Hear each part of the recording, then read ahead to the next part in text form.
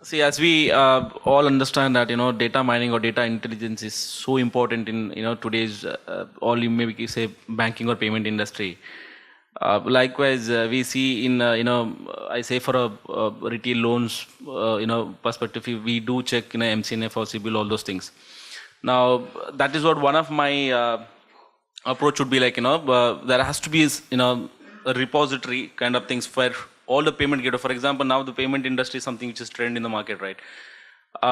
So what would be your approach, or I say somebody has to refer to these databases on a proactive manner, or to the approach to the the governance body, where every the company go and approach proactively to that board. I say, for example, if I want to check on any individuals or any corporate levels, the credibility in terms of risk or in terms of scalability in terms towards the business, this thing. So what will be your approach to make it mandate kind of things? Everybody has to follow the the system to check the credibility, to proactively block, or I say prevent those the risk to be controlled.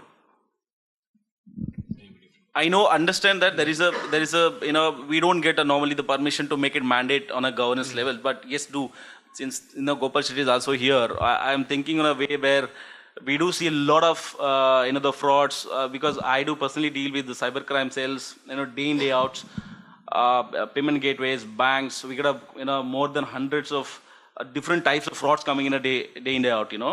So why my approach is something beyond the imagination. Something, why can't we we approach the government saying this, what this, there has to be central repository body where every company who comes with such kind of the financial transactions, they have to go through the I say the dashboard, or I say the data level. So because since you have a mechanism where it's clearly indicates, or I say, boss, I have in a database, I can clearly give the indication, I can't go or I can't do business with this guy or this company.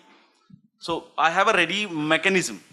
So why can't we make it mandate that kind of a repository where everybody has to follow this? So I'll try to answer that. I think that's really the objective of having a credit rating agency. So say at an individual level, you have CIBIL scores, you have other scores, and really the objective when you're issuing a loan, is to see what the CIBIL score is, how this person is behaving, getting that person's CIBIL report. What I've seen though, in most situations, is not just getting that information, in then reviewing that information and behaving in the way that one would think you would objectively behave. I have seen where there are significant lapses in spite of getting certain CIBIL scores. There are situations where this whole thing is ignored, and some based on some documents about income statements and all, loans are given. One of the biggest things we've seen in housing loans, for example, the fraud that happens in that, is we've seen situations, and this all came through data analytics, is where we see balance transfers of previous loans coming into this housing loan portfolio, and the balance transfer is made to another agency, and then we look at the credit score. So each loan tape, as you may probably already know, right, captures various parameters of data. And when you just look at the loan tape, you see a score of -1. Now, people in the industry will know that -1 generally means you don't have any credit history.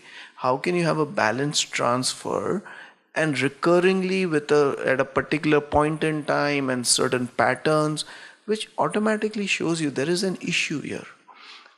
We do see that. So I think there is some level of method that has been put in place to be able to decipher that information objectively and bring in the human intelligence piece and say this or this doesn't make sense.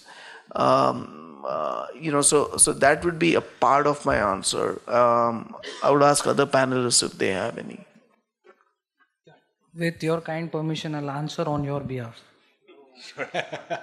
So I would first thank him for the question and say that since Sir Gopal is here, ask him to issue a directive to all the banks to procure surveillance. I think it solves the problem. Sure, absolutely. because it has remained while I was speaking. We have discussed this issue in the finance committee with the bankers and other members also. जैसा panelist ने भी बताया कि देखिए हमारे पास जो system है उसका हम कम उपयोग करते हैं और हम नई नई सिस्टम की ओर जाते हैं, ये हमारी कमजोरी हो गई।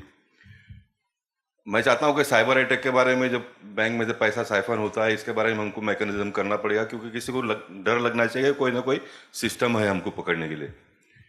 लेकिन जो वर्तमान में हमारे पास है उसका अगर हम उपयोग करें, फॉर एग्जाम्पल मैं हैरिसन ट्रेवल का एक 5 लाख देता हूँ, स्टेट बैंक में मेरा अकाउंट है, so I get an 1 SMS, you reply within 1 hour, otherwise I will pass the check. If I am not replying, then I get a call again.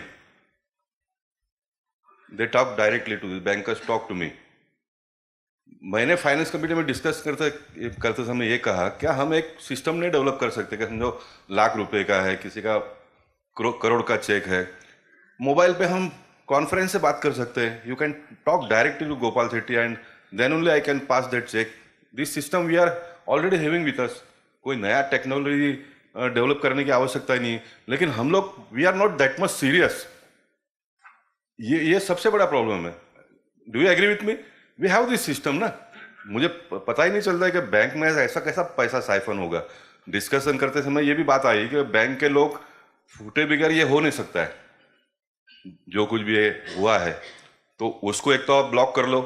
जो ये 3 system है, SMS करते हैं, फिर वापस फ़ोन करते हैं, वापस समझो फ़ोन करेंगे तो ये गोपाल सेट्टी है कि नहीं इसका कोई प्रूफ नहीं है, तो वीडियो कॉन्फ्रेंस में डायरेक्ट बात कर सकते हो। कंप्यूटर में एक सिस्टम डेवलप करो, वो हो जाएगा। हाँ, गोपाल सेट्टी ने बोला कि मैं 5 लाख रुपए का चेक दिया है, वो पास कर लो, मेरा फोटो आ जाएगा वहाँ पर। तो we have this system at present.